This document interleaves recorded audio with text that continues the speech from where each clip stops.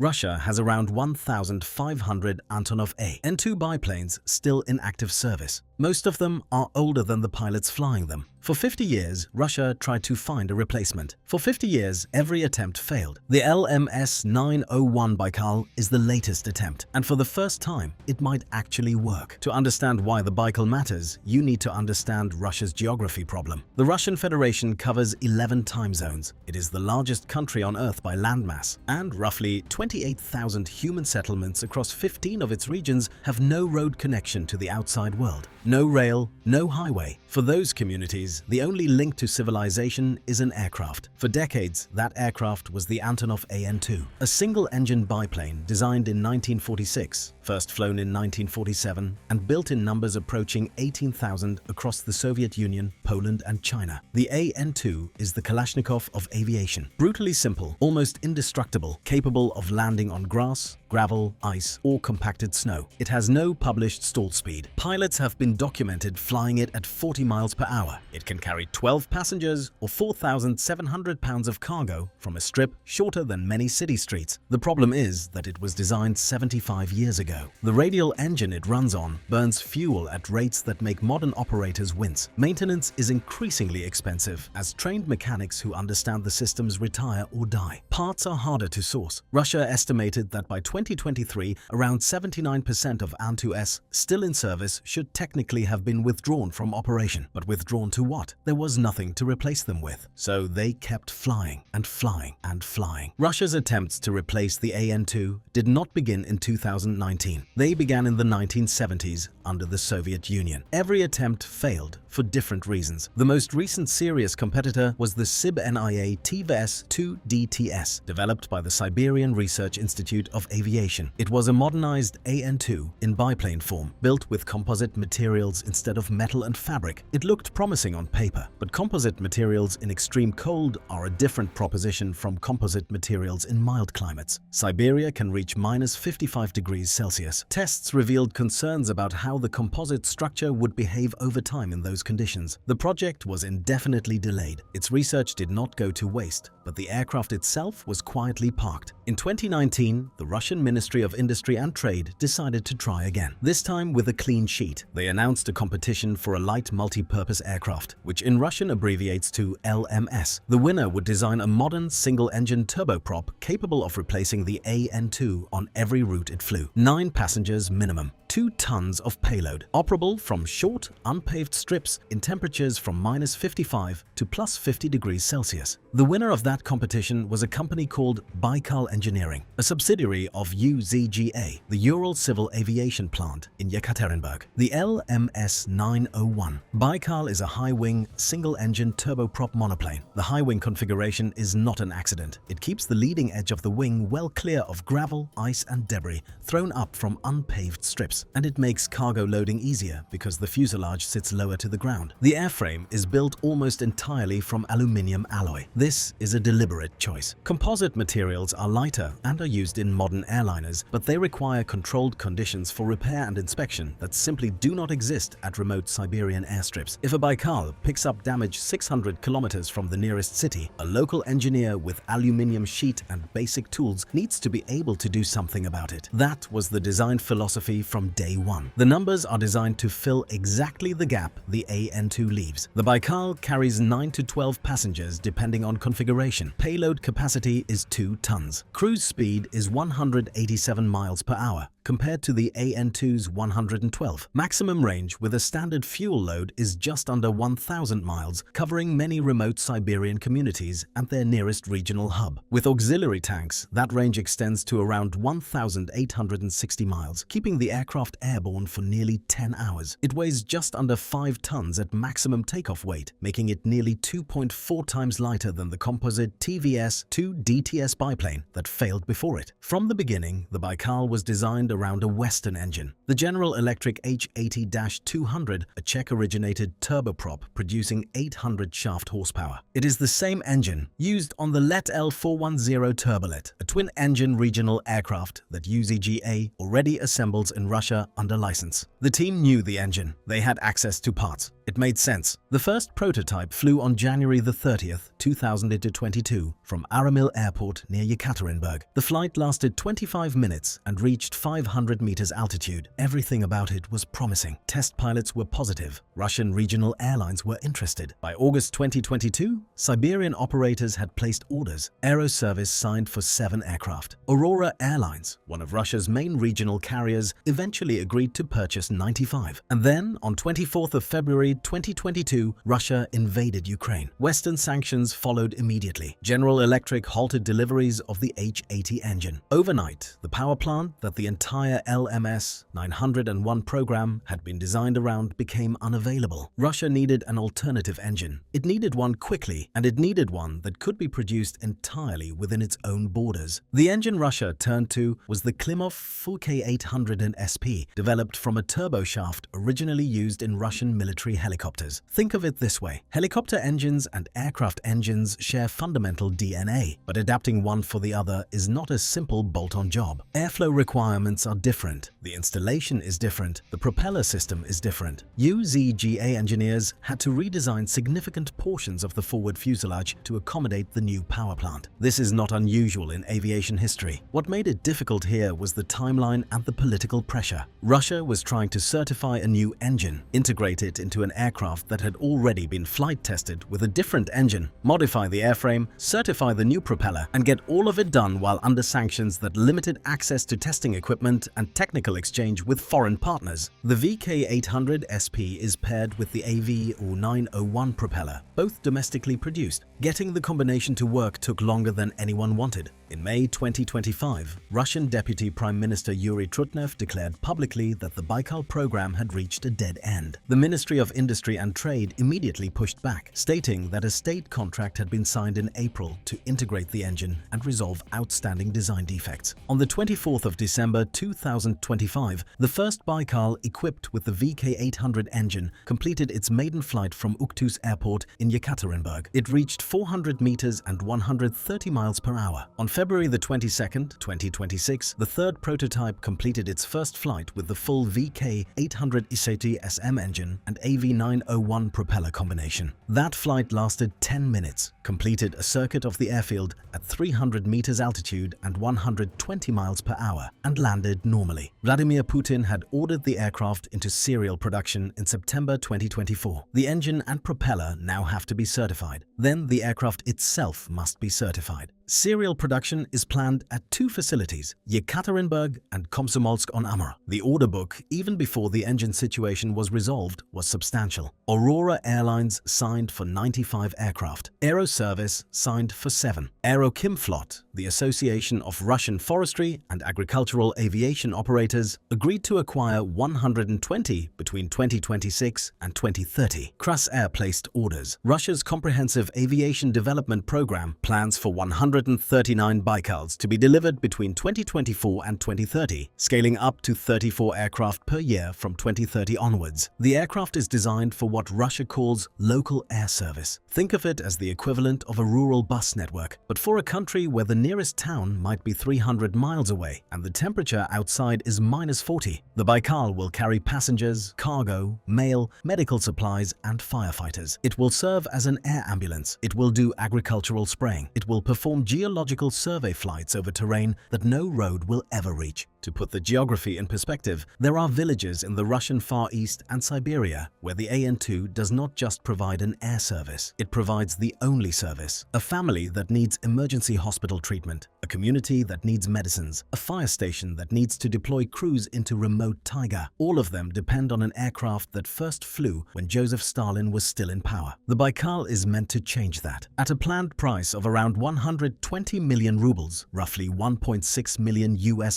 it is priced to be affordable for the small regional operators who actually run these routes. The Baikal is not yet in service. It is not yet certified. The path from a successful first flight to commercial operation is a long one, and Russia's aviation certification process has been made considerably more complex by the sanctions environment. Every component, every system, every piece of avionics on the aircraft has to be verified by Russian authorities working without the technical support of Western partners that would previously have been available. The test pilot who has flown the Baikal from the beginning, Alexei Yazinin, described the aircraft's philosophy in a recent interview. "Simple," he said, "there is nothing to break. For operations in remote regions with limited maintenance infrastructure, that is not a modest goal. That is the entire point. An aircraft that requires a team of specialists and a controlled hangar environment to keep it flying is useless in a village 400 miles from the nearest town. An aircraft that a local engineer with standard tools can maintain is the difference between a community having air access and not having it." The Baikal is Russia's attempt to reconnect its own territory to itself. Whether it succeeds depends on whether the certification process can be completed, whether serial production can be funded and sustained, and whether the VK800 engine delivers the reliability in service that it has shown in testing. For the 28,000 communities that currently depend on an aircraft designed in 1946, the answer to those questions is not an aviation industry matter. It is a lifeline. So, if this is the kind of aviation story you are here for, subscribe now and hit the bell. Every week, we cover aircraft, programs and decisions that change what flying looks like. So that is the UZGA LMS-901 Baikal, named after Lake Baikal, the deepest freshwater lake on Earth and one of the natural symbols of Siberia. A fitting name for an aircraft that exists to serve the people who live in Siberia's shadow. The An-2 kept those connections alive for 75 years. The Baikal has a lot to live up to. Tell us in the comments, do you think Russia will get it into service, or will it follow the long list of An-2 replacements that never quite made it? And if you found this useful, subscribe. We cover aircraft programs from around the world, not just the ones that make the front page.